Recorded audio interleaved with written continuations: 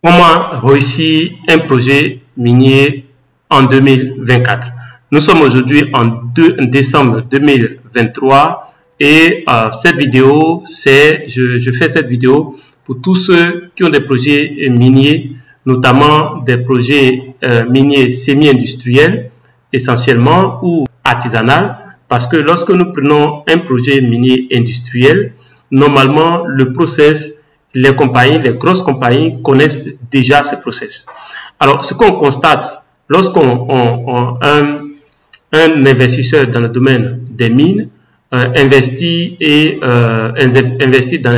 dans tout ce qui touche le semi-industriel, généralement, ce que nous voyons en Côte d'Ivoire, notamment en Afrique de l'Ouest ou un peu partout en Afrique, même de façon globale, les Africains eux-mêmes, lorsqu'ils décident d'investir dans les mines, ils vont tout de suite dans le volet artisanal ou le volet semi-industriel. Alors pour moi, c'est lorsqu'on rentre dans le secteur pour la première fois et qu'on ne le maîtrise pas, c'est une bonne porte d'entrée. Après, il faut regarder l'aspect industriel. Alors, comment réussir un projet minier en 2024?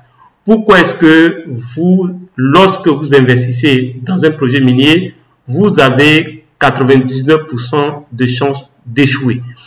Alors, ce que nous allons voir aujourd'hui, c'est la mentalité de l'investisseur minier africain ou ivoirien, précisément ivoirien. Alors, ce que nous constatons, que ce soit le constat que je fais, que ce soit ici en Côte d'Ivoire, que ce soit au Mali, au Sénégal, au Burkina, en RDC, en RCA, en tout cas, lorsque nous regardons, la plupart des Africains ou, je vais prendre le cas spécifique, des Ivoiriens qui obtiennent un projet minier, oublient un aspect extrêmement important qui est l'exploration. Il n'y a aucune compagnie minière qui va réussir dans ce domaine sans un minimum d'exploration. D'ailleurs, vous allez perdre 99% de votre investissement si vous n'appliquez pas les questions d'exploration.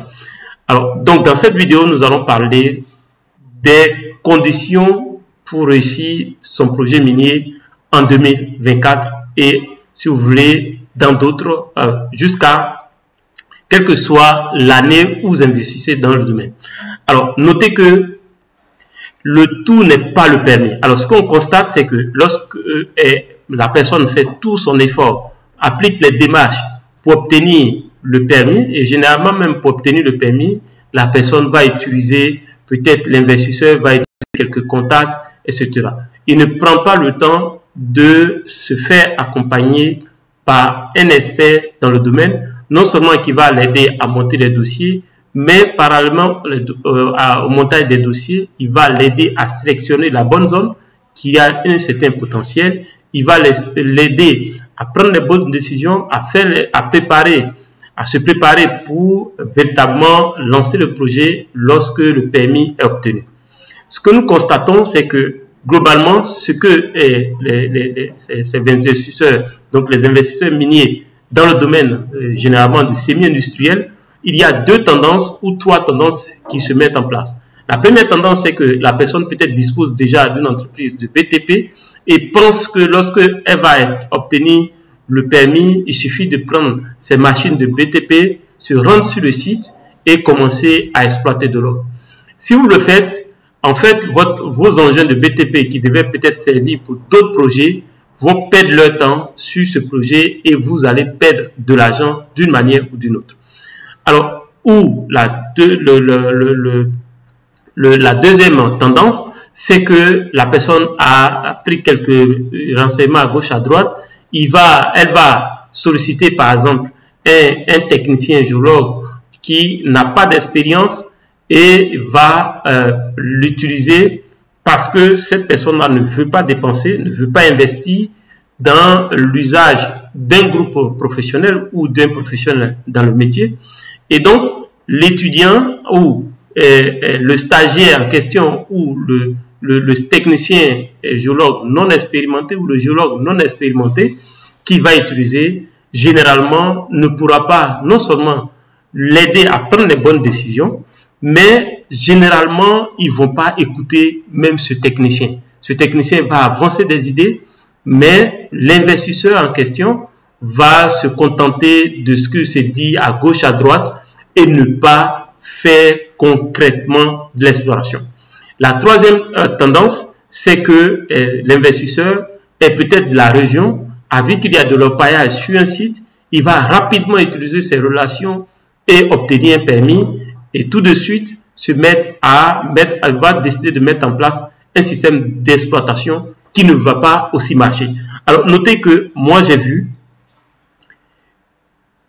que même des orpailleurs, des centaines d'orpailleurs vont travailler sur des zones, creuser toute la journée sur des zones et retournent dormir sur le gisement. Cela montre clairement leur ignorance du gisement. Et donc, si vous vous contentez uniquement de la présence d'orpailleurs, vous pensez qu'il y a de l'or et que vous allez faire une grosse fortune en envoyant des poquelins, en envoyant n'importe quel type de machine pour pouvoir faire de l'exploitation, vous allez rater le vrai gisement. Alors, qu'est-ce qu'il faut faire? Ce qu'il faut faire, la première chose, j'ai dit dans un certain nombre de vidéos que vous devez, élaborer un budget. Vous devez avoir un budget et le budget doit être sur deux volets ou trois volets. Le premier volet, c'est le budget pour l'obtention du permis parce que vous allez faire un certain nombre vous allez produire un certain nombre de documents, un certain nombre de choses, un certain nombre de dépenses qui vont permettre d'aboutir à l'obtention du permis. La deuxième forme de budget, c'est le budget après l'obtention du permis.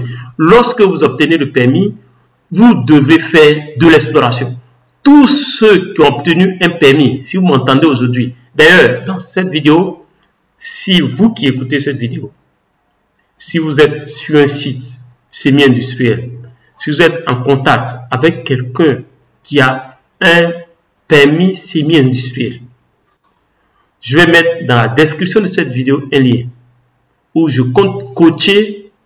Donc, je vais donner 1 heure de coaching gratuite, 1 heure de mon temps gratuitement à tous ceux qui possèdent un permis pour faire soit de l'artisanat, soit du semi-industriel. Et aussi de l'industriel si ces personnes ont des permis. Mais tous ceux qui possèdent des permis, 1 heure de coaching, j'offre 1 heure de coaching gratuitement. Il suffit de remplir le formulaire. Donc, nous allons analyser un certain nombre de points. Si vous êtes éligible, je vais vous donner 1 heure de coaching gratuitement pour vous dire ce qu'il faut faire lorsque vous avez obtenu votre permis.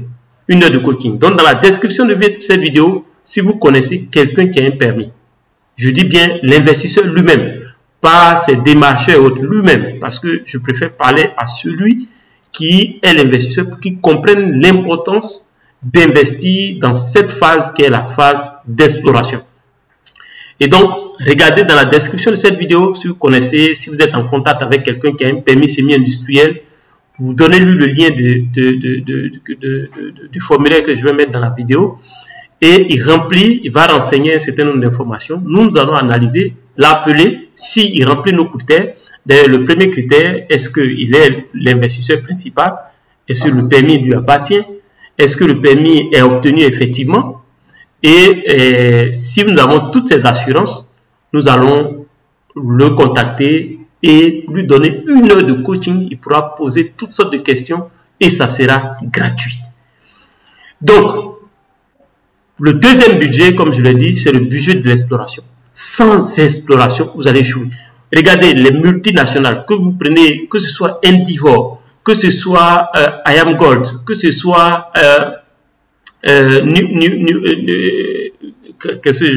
que ce soit Newcrest, que ce soit Newmont, que ce soit Barrick, quelle que soit la multinationale qui a des années dans le domaine des mines, ces multinationales font toujours de l'exploration. Pensez-vous que prenez juste une seule minute et réfléchissez à ça. Pourquoi une multinationale qui a souvent même une centaine d'années dans le domaine des mines, lorsqu'ils ont un permis, ils vont prendre jusqu'à plusieurs années pour faire de l'exploration? Si l'exploration n'est pas importante, pourquoi ces compagnies qui ont de l'expérience, l'équipe, les experts qu'ils ont, pourquoi ils ne bondissent pas directement sur l'exploitation et vont faire de l'exploration?